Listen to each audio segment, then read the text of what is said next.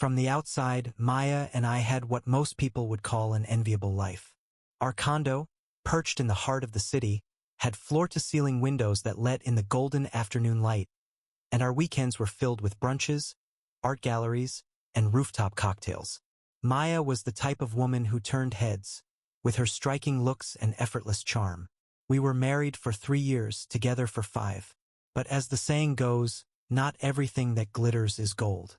It started innocently enough, as these things often do. Maya had been working as a photographer, which meant she had unpredictable hours, traveling for shoots and sometimes staying late at the studio to work on edits. I never questioned her late nights. I trusted her. But over the past few months, there was a subtle shift in the air, small, almost imperceptible, but enough to stir a feeling I couldn't shake. The change wasn't obvious at first. It wasn't that Maya had started dressing differently, or that she was suddenly glued to her phone. No, it was much more subtle than that. It was the way she would smile after reading a text, a smile that felt secretive, or the way she would cancel plans last minute, citing a client emergency or a spontaneous shoot. I didn't want to be that guy, the paranoid, insecure husband who doubts his wife at every turn. But the feeling gnawed at me. Then, something happened that set everything into motion. It was a Friday night. I had gotten off work early and decided to surprise Maya at her studio. She had been working on a fashion campaign for some boutique and told me she'd be stuck editing all evening. I figured I'd swing by with her favorite takeout and a bottle of wine to make her night a little better. I even texted her, telling her I was thinking of her. She didn't respond, but I assumed she was busy. When I arrived at the studio, something felt off immediately. The building was eerily quiet, especially for a place that was usually buzzing with creativity and energy. I rang the bell outside her door, but there was no answer. I tried again. Still nothing. Just as I was about to turn and leave, a man exited the building, glancing at me as he walked past. He was tall, with a dark coat and an expression that was hard to read. For a split second, our eyes met, and something in his look made my stomach twist. I shrugged it off, telling myself I was being irrational. Maybe he was just another photographer or a model from a previous shoot. But as I made my way inside the building and up to her studio, I noticed something strange. Her door wasn't locked. Maya was meticulous about locking up, always concerned about her equipment and expensive gear. I opened the door quietly, stepping into the dimly lit space. Her editing desk was scattered with photos, the soft hum of her computer filling the silence. But she wasn't there. That's when I saw it, her camera bag on the floor, but no camera. Maya never left without her camera, even if she was stepping out for a coffee. My heart began to race. I called her name softly, but there was no answer. I checked her phone, which was left charging on her desk. I felt like I was intruding, but curiosity got the better of me.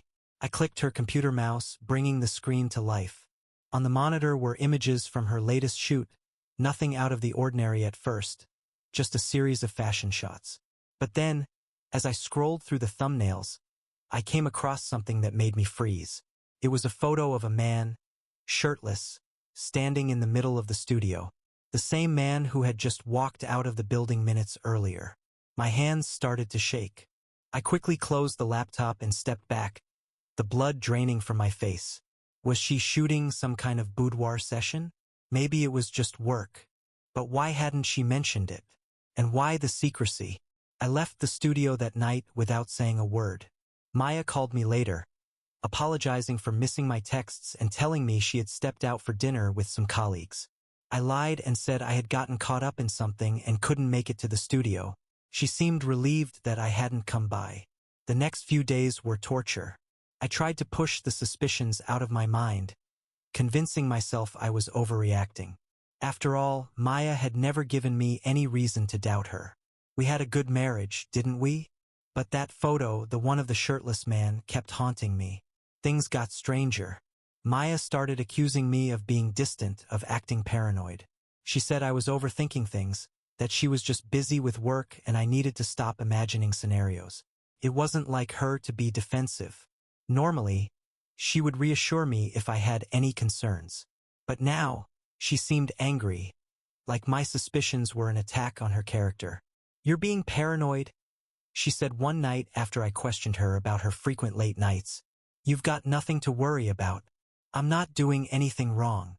But the seed of doubt had already been planted, and no matter how much she denied it, I couldn't shake the feeling that something wasn't right. That's when I decided to dig deeper.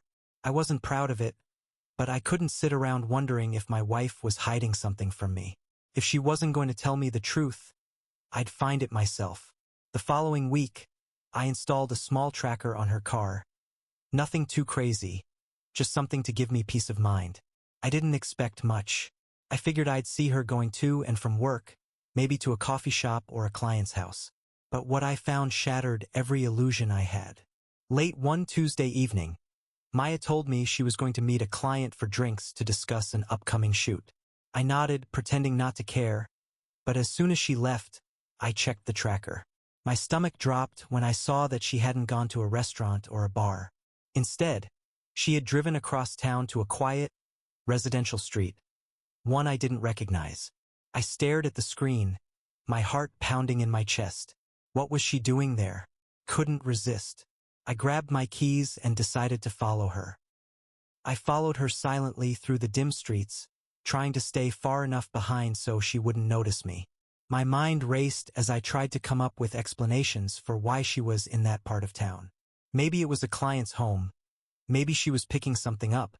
I kept telling myself it was nothing, that I was blowing everything out of proportion, but my gut told me otherwise. After about 20 minutes, she parked in front of a modest house in a quiet, suburban neighborhood. The street was lined with trees, the kind of place where people had backyard barbecues and kids played outside on weekends. I watched as Maya stepped out of the car, glancing around as if to make sure no one was watching. She didn't see me.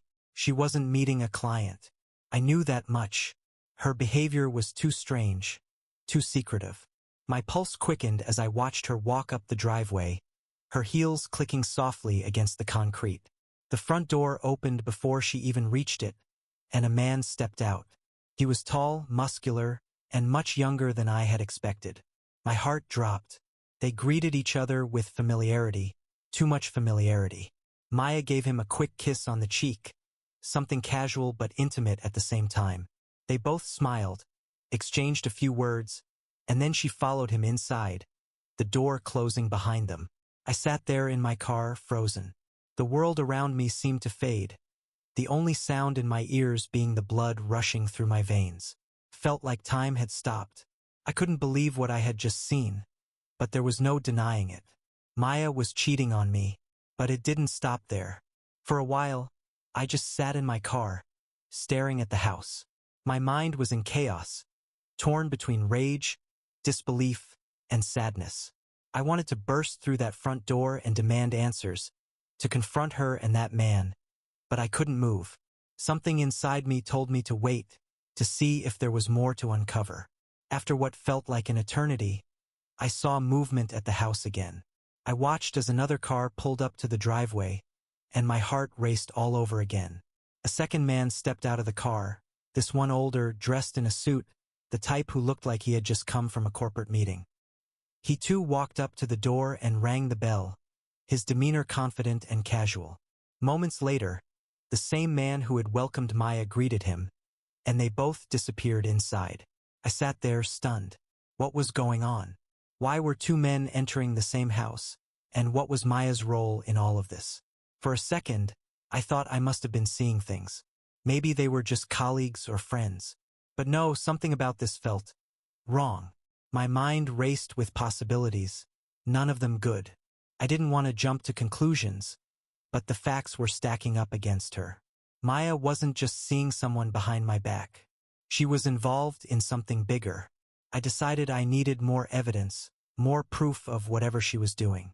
Bursting into the house then would only lead to a messy confrontation with too many unanswered questions. I had to be smart about this, careful. If I wanted to expose what was really going on, I couldn't act on emotion. That night, when she finally came home, I pretended like nothing had changed. It was one of the hardest things I'd ever done, keeping my face neutral and my voice steady while she casually walked through the door as if nothing unusual had happened. I watched her as she sat down on the couch, kicked off her shoes, and started talking about her evening. The lies rolled off her tongue so easily, like she'd done it 1,000 times before. "Client meeting ran long," she said with that familiar smile. "You wouldn't believe how picky some of these people can be about their photo shoots." I nodded, trying not to let my emotions show. I needed more time. Confronting her without all the information would be reckless. And part of me still needed to know how deep this betrayal went. How many men were involved? Was this just a series of affairs? Or was it something darker? I spent the next few days gathering every bit of information I could. I began tracking her more closely, noting every suspicious meeting, every unusual drive to strange neighborhoods. And every time it wasn't just one man, it was multiple. Different faces, different homes. But always the same routine. She would meet them, exchange pleasantries, and then disappear inside for hours. The more I saw, the more I realized that this wasn't just a simple case of infidelity. Maya was living a double life, and I had been blind to it for years. But what exactly was she involved in? Who were these men, and what did they want from her? I couldn't take it anymore. I needed answers, so I decided to take a risk. I found a private investigator, someone who could dig deeper, someone who could uncover the truth that I couldn't see from my vantage point. It felt drastic, even paranoid, but I was done ignoring the signs. Something about Maya's behavior felt organized, almost transactional. This wasn't just about lust or emotional distance. It was something much bigger, much more calculated. 2 weeks later, the investigator called me. "You might want to sit down for this," he said. I could barely hold the phone in my hand as the private investigator spoke. His voice was steady, professional, but I could hear the gravity in his words. "I've been following her for the past week as requested," he said, his tone measured. "It's not just infidelity we're dealing with here. It's much more complicated." Complicated. I wasn't sure what that meant, but I knew I was about to find out. I sat down at the kitchen table, gripping the edge as if the world might suddenly tilt. "What do you mean by complicated?" I asked, my throat dry. He took a breath. "Your wife has been meeting several different men, just as you suspected. But this isn't just a case of her having a string of affairs. Based on what I've uncovered, it seems like she's part of a high-end escort ring." The words hit me like a freight train. Escort ring? Maya? No, there had to be a mistake. My head started spinning, and I could barely process the rest of what he was saying. I had imagined a lot of things, even suspected she might be involved in something shady. But this was beyond anything I had considered. "There's more," he continued. "It looks like she's not just one of the escorts. She's deeply involved in organizing the entire operation. From what I've gathered, she's been managing the clients, handling the finances, and recruiting other women into the ring."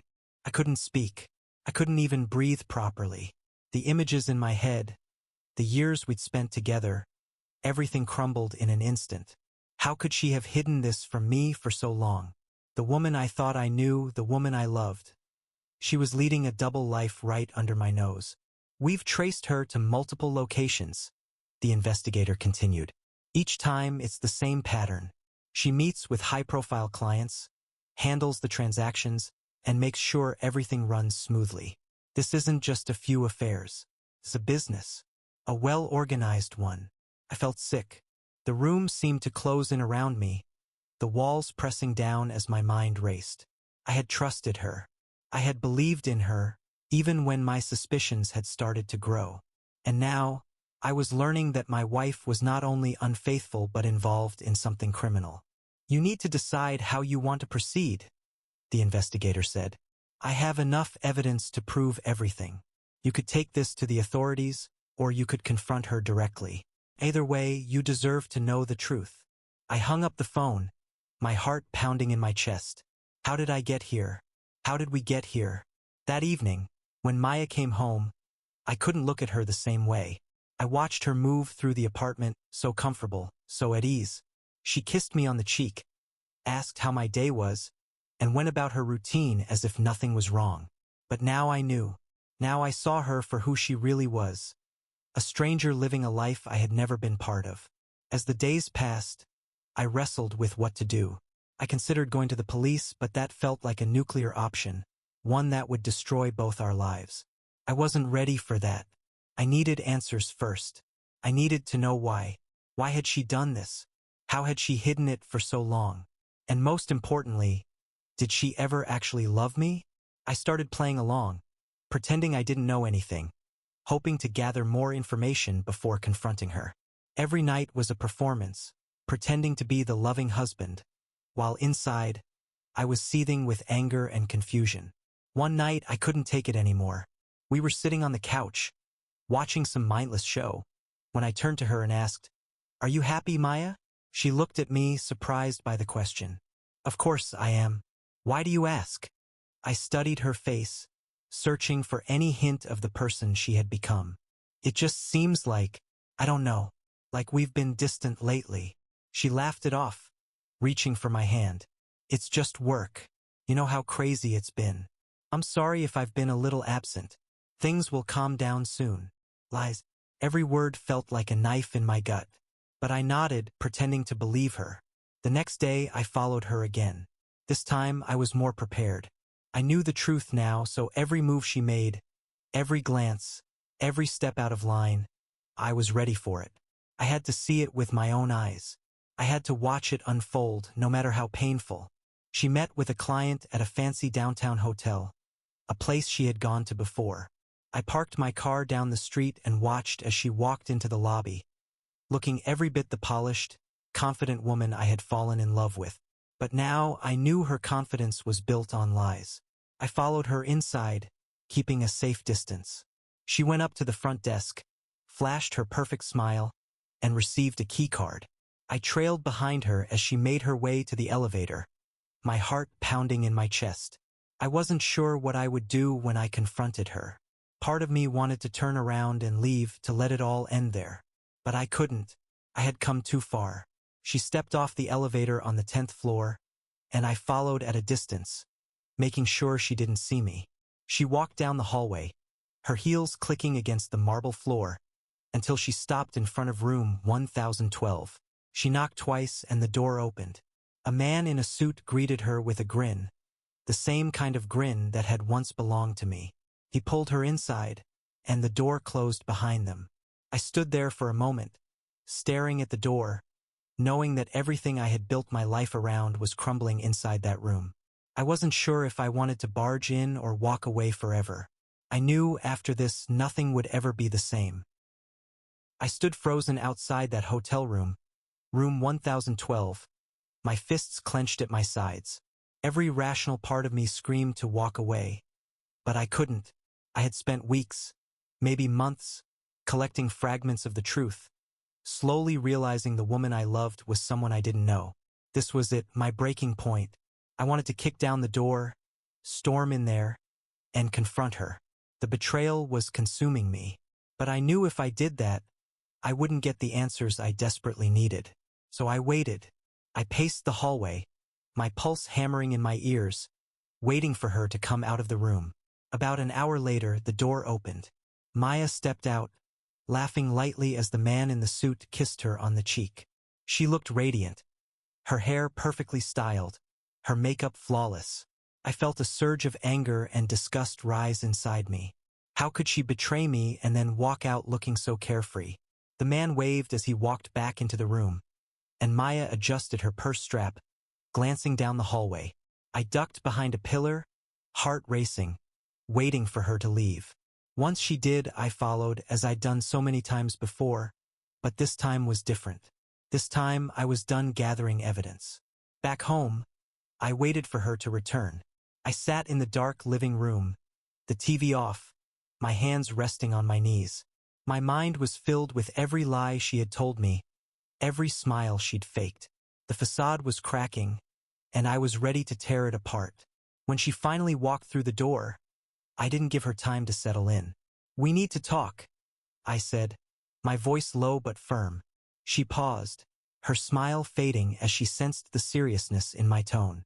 "Okay, what's going on?" I stood up, unable to sit still any longer. "I know about everything, Maya." Her eyes flickered with confusion, or maybe it was fear. "What are you talking about?" I took a deep breath, my chest tight with emotion. I know about the men. I know about your business, the clients, the meetings at the hotel. I've been following you and I've hired a private investigator. So don't lie to me. I know. Her face drained of color. For a second, she seemed speechless, her mouth opening and closing as if she was trying to find the right words. But no words came. She knew she was caught. Maya, I said, stepping closer. I need to hear it from you. Why did you do this? She finally spoke, her voice trembling. I never meant for you to find out. I thought I could keep it separate. It wasn't supposed to affect you. My heart ached at her words, the casual way she admitted to it. Separate? You've been cheating on me for years, running some kind of escort ring behind my back, and you think that's separate? Do you have any idea how humiliating this is? Her eyes welled up with tears, but I wasn't sure if they were tears of regret or self-pity. I didn't mean for it to get this far. At first, it was just a way to make extra money. Things were tough. My photography business wasn't bringing in enough, and I didn't want to burden you. So you decided to become an escort? And then what? Turn it into a full-blown business. I could feel the anger rising in my throat, but I forced myself to stay calm. I didn't plan it, she whispered, wiping her eyes. One thing led to another and I got in too deep. The money was good and the clients, some of them were powerful men. I couldn't just stop. I laughed bitterly, shaking my head. So you sold yourself and sold us for money. That's what it boils down to, doesn't it? She didn't deny it. Her silence spoke volumes. I turned away, unable to look at her. I felt sick to my stomach, the betrayal weighing down on me like a ton of bricks. You could have come to me, I said, my voice shaking with emotion. We could have worked through things together. We could have figured something out. But instead, you decided to betray me over and over again. Maya stepped closer, reaching out as if to touch my arm, but I pulled away. I didn't want to hurt you, she said quietly. I was trying to protect you. I turned to face her, my eyes burning with rage. You're protecting yourself. You've been living a lie, and now you want to play the victim. The room fell into silence, the weight of the truth hanging between us like a thick cloud. She stood there, defeated, knowing there was no way to fix this. What do you want me to say?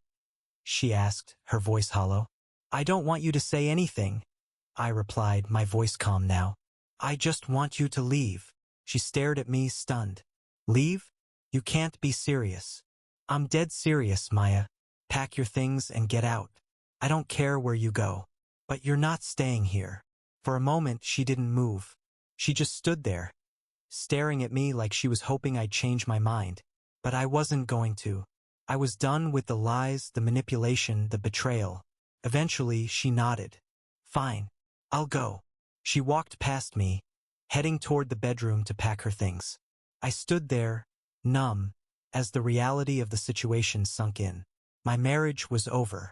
The life I had built with Maya had been shattered beyond repair.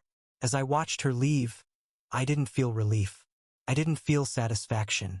I just felt empty. She left that night, her suitcase in hand, and I didn't stop her. I didn't say goodbye. I didn't say anything. When the door closed behind her, it felt like the end of a chapter, one filled with lies, deceit, and heartbreak. But as the silence settled around me, I realized that maybe, just maybe, this was also the beginning of something new, something better. I didn't know what that would look like yet, but I knew one thing for certain. I was finally free. The silence after she left was deafening. I had never felt so alone, even though I'd been living with a stranger for months, maybe years. I sat in the same spot for what felt like hours, staring at the door she had just walked through. My mind was a whirlwind of conflicting emotions. Relief, anger, sadness, and above all, betrayal. But now I had to face the reality of my new life. I was on my own. The first few days were the hardest. Everywhere I looked in the apartment, there were traces of Maya. Her favorite mug in the kitchen, the photos of us from better times, the scent of her perfume still lingering in the bedroom. I tried to erase her presence by throwing out her things, but the memories were harder to shake. Each day was a constant battle between wanting to move on and feeling trapped in the past. I stopped going out. I ignored phone calls from friends who asked too many questions. I even stopped showing up to work for a while, claiming I needed time off. And maybe I did. After all, how do you just pick up the pieces when everything you thought you knew was a lie? One evening, after another long day of avoiding reality, I found myself in front of the laptop, opening the file the private investigator had sent me. I had tried to avoid it, thinking I knew enough about her betrayal. But curiosity and pain drove me to click. There it was, everything laid out in front of me. The detailed reports of her meetings, the photographs, the names of the clients, and even the transactions. It was all so meticulously documented that it felt like reading a novel about someone else's life. But it wasn't. This was my life, my wife's double life, and I was the fool who had been blind to it. A part of me wanted to send everything to the police. Maybe I should have. But something stopped me. I wasn't sure if it was pity, exhaustion, or the simple fact that I wanted to move on without dragging myself through more drama. So I closed the file and deleted it. What I couldn't delete was the pain. The weeks turned into months, and slowly, I started trying to rebuild my life. I went back to work, though my colleagues noticed the change in me. I was quieter, more withdrawn. Not the same person who had been so open and sociable before. I avoided conversations about Maya, offering only vague answers when people asked about the divorce. They didn't need to know the details. No one did. But I couldn't avoid the loneliness. Every day felt like a battle against the urge to sink deeper into the dark hole I was spiraling into. Nights were the worst. Lying in bed alone, the silence would close in, and I would replay every moment I had spent with Maya, trying to figure out how I had missed the signs. Had I been that blind? Had I been so caught up in my own world that I didn't see what was happening right in front of me? The anger, though, was always there. It was a quiet, simmering rage that burned in the background of every thought. I hated her for what she had done, for the lies, the manipulation, the betrayal. I hated her for ruining our life together. But I also hated myself for letting it happen. One night, after what felt like an eternity of sleeplessness, I decided enough was enough. I had to get out of the apartment. I had to get out of my head. So I did something I hadn't done in years. I went out for a drive just to clear my mind. I didn't have a destination in mind, but as I drove aimlessly through the city streets, I felt a strange sense of relief. The night air was cool, the streets mostly empty, and for the first time in a long time, I felt like I could breathe. Eventually, I found myself pulling up to a small cafe I hadn't visited in years. It was one of those cozy, hole-in-the-wall places that used to be my favorite before life got too complicated. I hadn't been there since I started dating Maya. Funny how I had let so many parts of my life slip away during our relationship. I walked inside, the familiar smell of coffee and pastries hitting me as soon as I stepped through the door. It was late, but the place was still open, with a few night owls scattered around the tables, tapping away on laptops or lost in their books. I ordered a coffee and found a seat by the window. For the first time in what felt like forever, I allowed myself to just sit, without thinking about the past, without obsessing over what had gone wrong. I watched the world go by outside, the occasional pedestrian hurrying down the sidewalk, the flicker of streetlights casting shadows on the pavement. And then, as if by fate, someone walked into the cafe who would change everything. She was around my age, maybe a few years younger, with dark, curly hair that framed her face and eyes that seemed to light up the room. She looked around, seemingly searching for a place to sit, before her gaze landed on the empty chair across from me. "Mind if I sit here?" she asked, her voice soft but clear. I nodded, surprised at how easily the words came out. "Sure, go ahead." She smiled, a warm, genuine smile, and sat down. "Thanks. It's packed in here tonight." We didn't speak much at first. She seemed content with her book, and I was content with my coffee and thoughts. But after a while, I couldn't help but notice how calm I felt in her presence.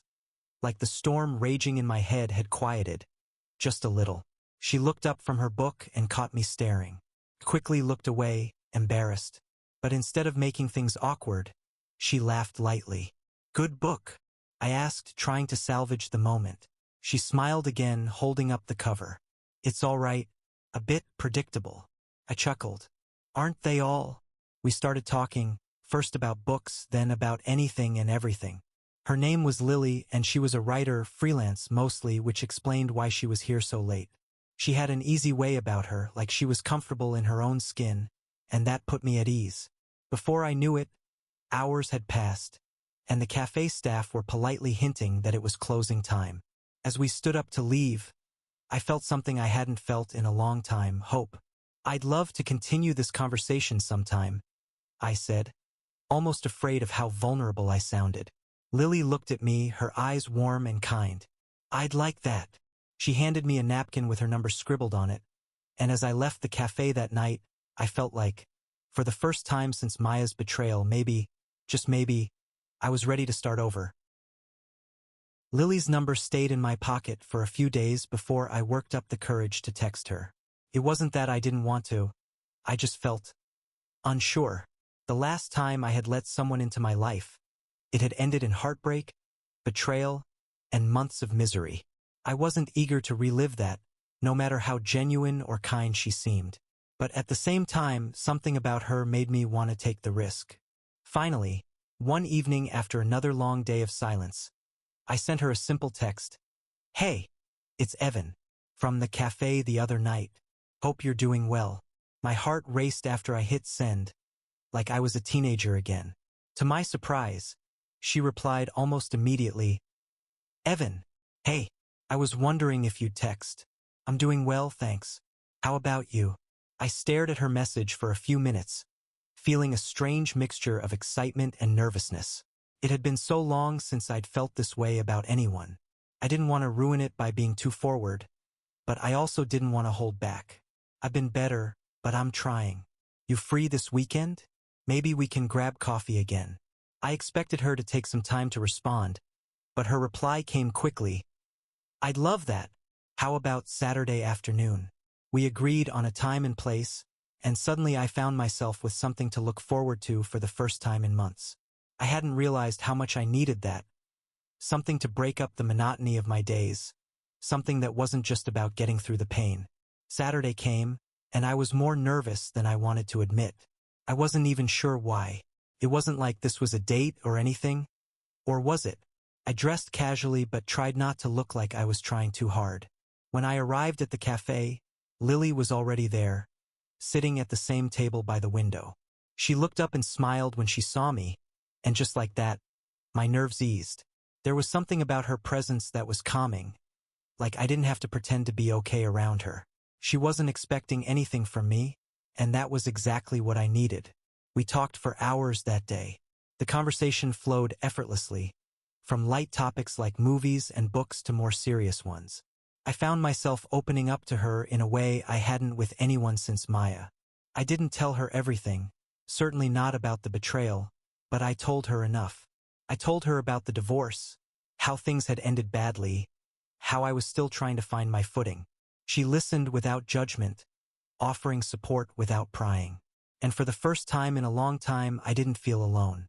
As the weeks passed, our coffee meetups became a regular thing. We started seeing each other more often, sometimes for a walk in the park, other times just to hang out at each other's apartments. It was all so easy, so natural. I found myself laughing more, relaxing more, and even sleeping better at night. The emptiness that had consumed me for so long was starting to fade, little by little, replaced by something that felt a lot like hope. But with that hope came fear. As much as I was enjoying spending time with Lily, a part of me couldn't shake the voice in the back of my head, the one that reminded me of how things had ended with Maya. What if I let myself fall for her, and it all happened again? What if she turned out to be just another lie? It didn't help that I hadn't completely dealt with the fallout from Maya's betrayal. I still hadn't told anyone the full truth. I hadn't let myself feel the anger and the pain the way I probably should have. I had just buried it, hoping it would go away on its own. But the truth was, it didn't go away. It was still there, lurking beneath the surface, waiting for the right moment to resurface.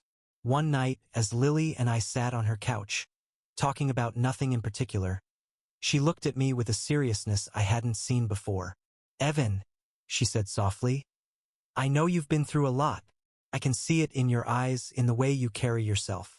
You don't have to tell me everything, but I just want you to know, I'm here. Whenever you're ready, I'm here." Her words hit me harder than I expected.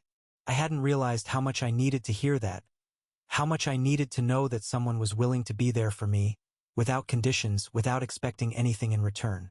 It was a stark contrast to what I had been used to with Maya. I felt a lump in my throat as I looked at her, struggling to find the right words. I don't know if I'm ready yet," I admitted. "There's so much I haven't dealt with, so much I'm still trying to figure out." She nodded, her eyes filled with understanding. "That's okay. Take your time. I'm not going anywhere." And in that moment, something shifted inside me. For the first time, I felt like maybe, just maybe, I could start to let go of the past. Maybe I didn't have to carry the weight of Maya's betrayal with me forever. Maybe I could learn to trust again. The next few months were a blur of small but meaningful moments. Lily and I continued to grow closer, but there was no pressure, no rush. She gave me the space I needed to heal, and in return I started opening up more. I told her about the private investigator, about the hotel, about the men I had followed Maya to. I told her about the file I had deleted, the truth I had buried. Lily didn't judge me. She didn't pity me. She just listened. And for the first time, I felt like I was being heard. As I let go of the past, I started to embrace the future.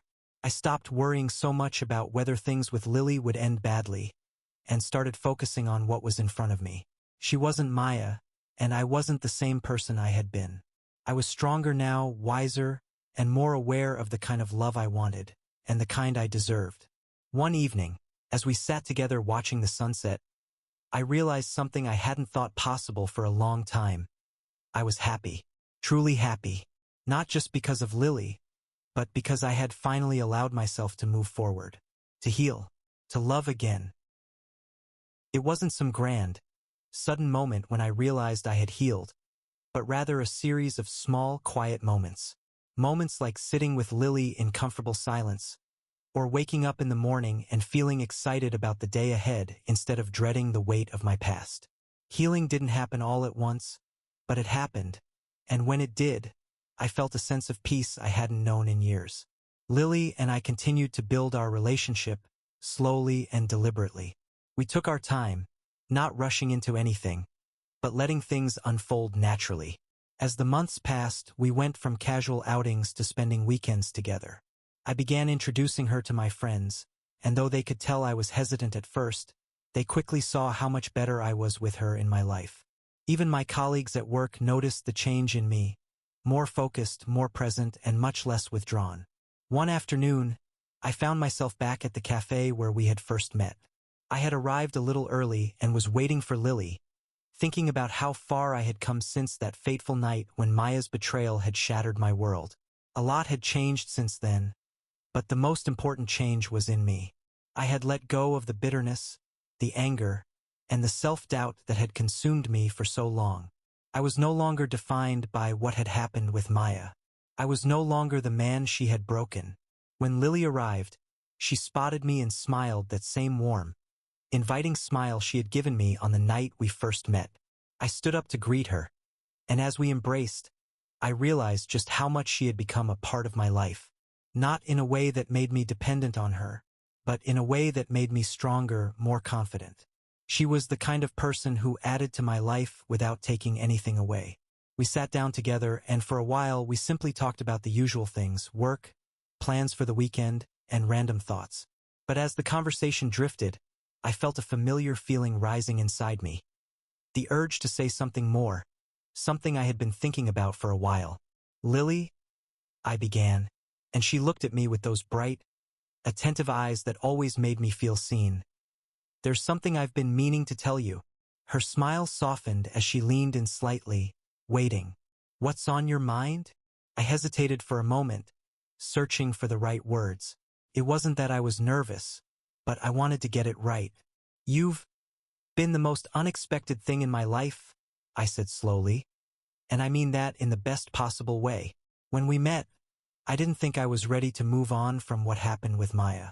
I didn't think I could trust again or even love again. But you've shown me that it's possible. You've shown me that not everyone will hurt me the way she did. Her eyes softened, and she reached across the table to take my hand. I'm glad I could be there for you, Evan, she said quietly, her voice filled with sincerity. I want you to know, I continued, my voice steady now, that I've let go of all of it. Maya, the betrayal, the anger, it's all behind me now, and I'm ready. I'm ready for whatever comes next. Lily squeezed my hand gently, her smile warm and reassuring. I've always known that you'd find your way through this, she said. I'm just happy I could be a part of it. And in that moment, I realized that this was it. This was the resolution I had been searching for, not just in my relationship with Lily, but in my own journey.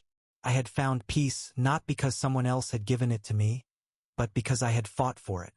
I had worked through the pain, the doubts, and the fears, and I had come out the other side stronger than I ever thought I could be. Lily and I left the cafe that day, hand in hand, walking through the city streets with a sense of calm and purpose. The future didn't seem so uncertain anymore.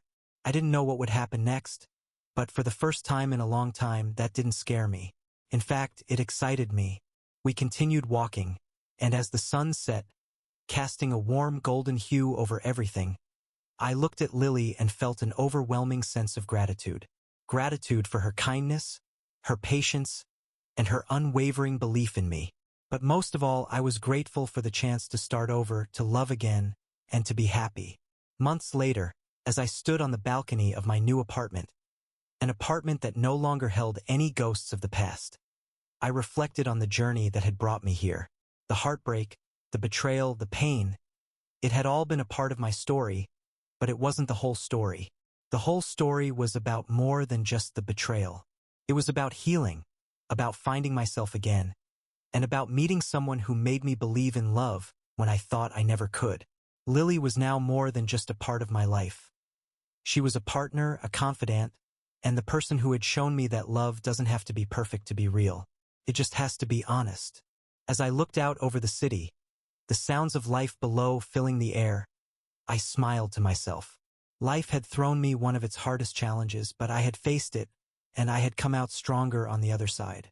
I had found love, not just in someone else, but in myself, and that was the most important thing of all.